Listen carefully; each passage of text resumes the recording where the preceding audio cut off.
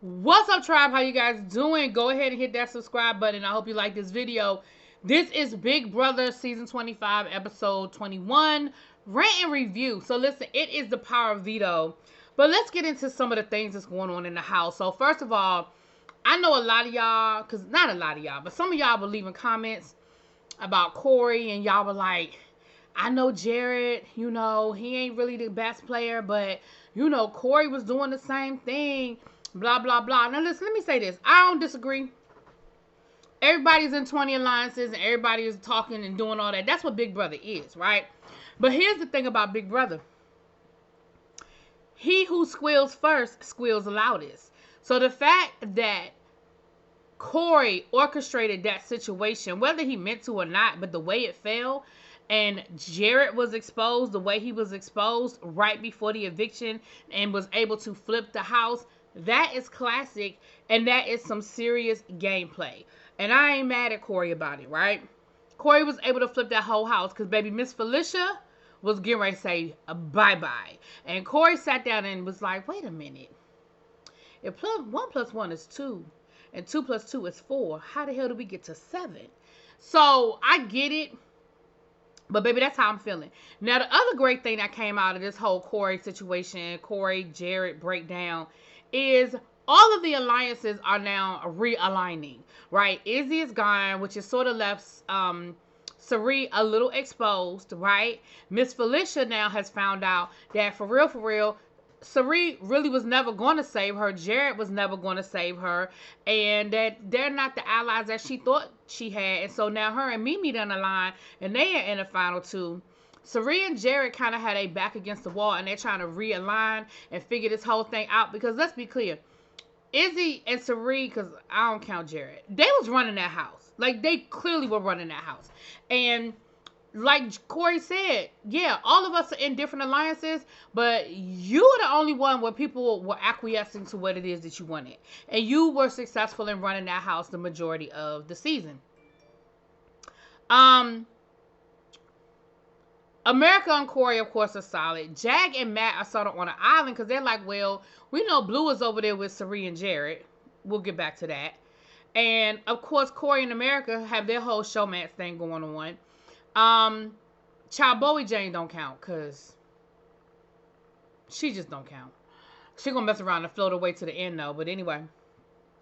So, of course, Matt and Jag have a final two. But the question is, who do we align ourselves with? Do we align ourselves with the Cirie side of the house, or do we align ourselves with the Corey America side of the house? So they decided they're gonna probably roll with the Corey America situation and just see how things fall. Blue, it's starting to feel like, you know what? I've been blinded by this whole showman situation, and I'm not actually playing my game. I'm playing his game, and you know what? I'm not going to play his game anymore. So, baby Blue is in the game, and yes, I'm going to play the game. I'm going to let him think that I'm still with him. But as soon the first opportunity I get to whack him, it's going to be a whack him. So all of the alliances have realigned. And I'm here for all of it because, baby, we are finally playing Big Brother. Because I'll be honest with y'all, the first 3 to 4 weeks of this season was a snooze fest, okay?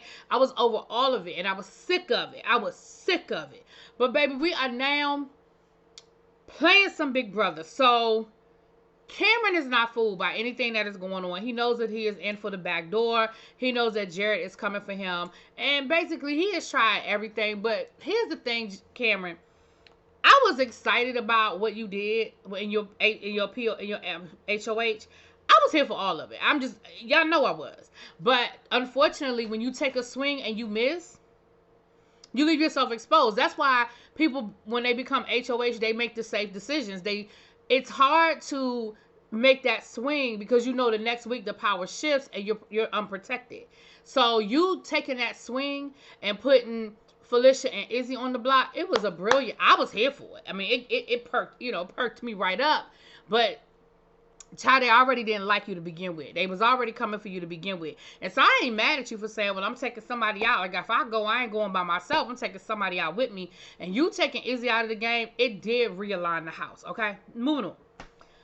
So it comes down to the power veto. So, of course, Cameron he goes to Corey in America, and he's like, listen, if y'all get house guest choice. Pick me. I'll play for POV.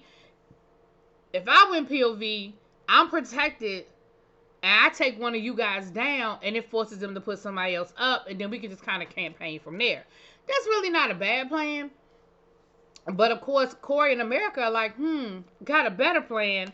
And they go to Jag and Matt, and they like, listen, they know that, listen, Jared is telling anybody who will listen that that Cameron is his target and he's going to backdoor him. So why give Cameron the opportunity to play, knowing he's a comp beast? Oh, no. So they get ready to play Power Veto. Corey has house guest choice. He picks Jag. Jared picks Bowie. And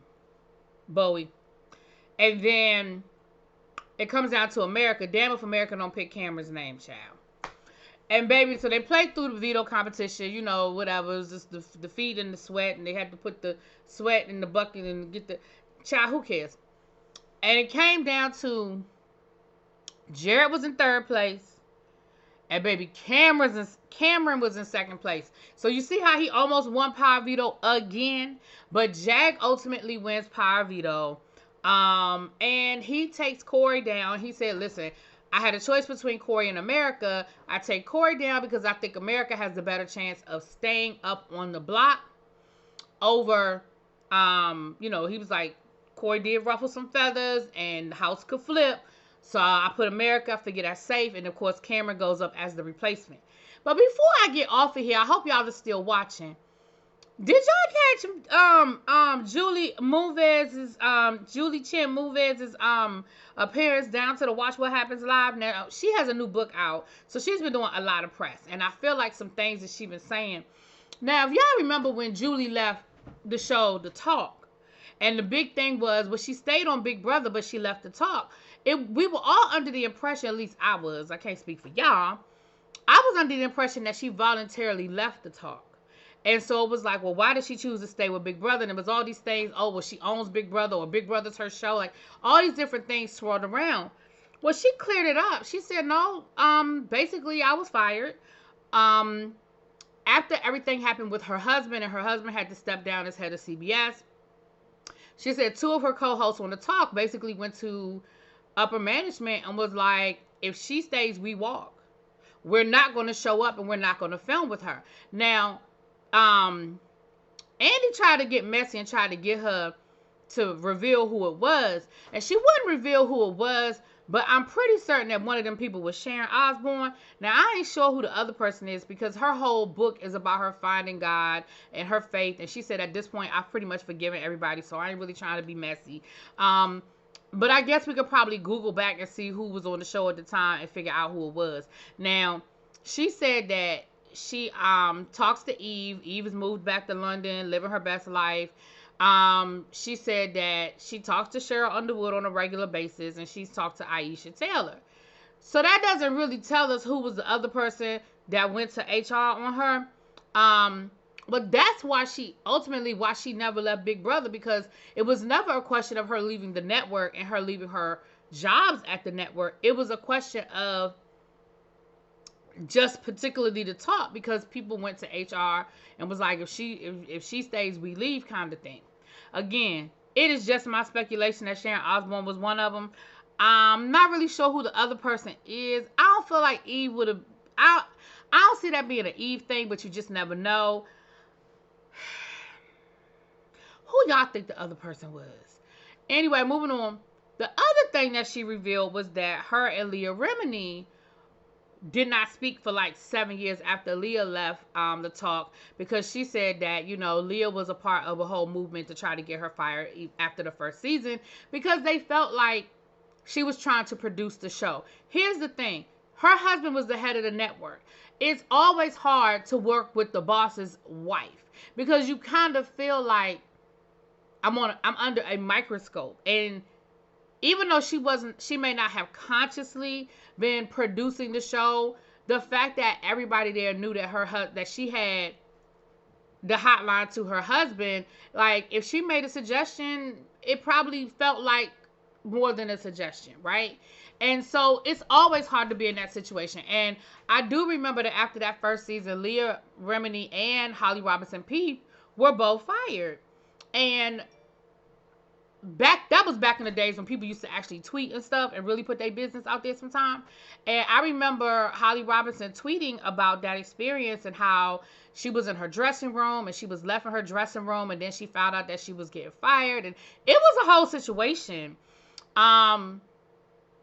So yeah, I ain't like it because I love me some Holly Robinson Pete. Y'all know I love her. Y'all know that's my girl. And I ain't like the way that whole thing went down. But neither here nor there.